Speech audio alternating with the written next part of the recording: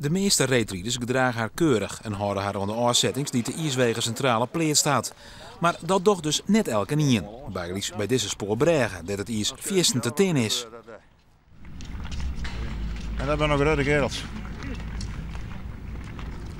Ja, maar dit is voor je ook niet meer te dwan, want meestal net luisteren lijkt het mij. Ze luisteren gewoon net, ze jouwen nergens aan. Dat, nou ja, een bestuur aanspreken aan die kant van de bregen. Er zit een groot verweersboord wat ze heen moeten, wat ze om moeten.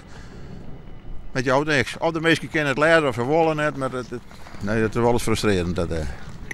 Want hoe gevaarlijk is het? Weten mensen wel wat voor risico's dat ze nemen? Onder deze bregen lijkt me 4 centimeter is. Meer zit er net. En dan binnen er ook nog gewoon die het spoor broeken als kluunplak.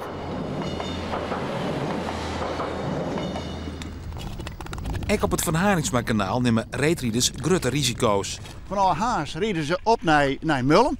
En dan is men hier aan tafel en dan denk ik, nou, wij kennen dat wel oer. Maar het kan net, het is net vertrouwd.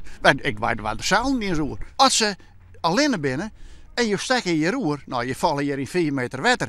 Ja, waar vind je weer? Het is te gevaarlijk, men moet het net doen.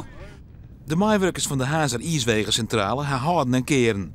Tussentroch kunnen ze gelukkig nog wel genieten van het prachtige winterwaar en de kloften meisken. Maar gewoon weet het aardig te bedienen. Ik ben hier juist midden en dan komen er 4 grote kerels. Die vliegen dwars door alle linten en alles heen. En als je er wat van zegt, dan krijg je het antwoord, wij bemoeien je met Friese boerenlul. Nou, het is dat die wal hier 2 meter heen, dan was je een bob op een beul sprongen. Dan word je kwaad, ja, dan word ik werkelijk lullig.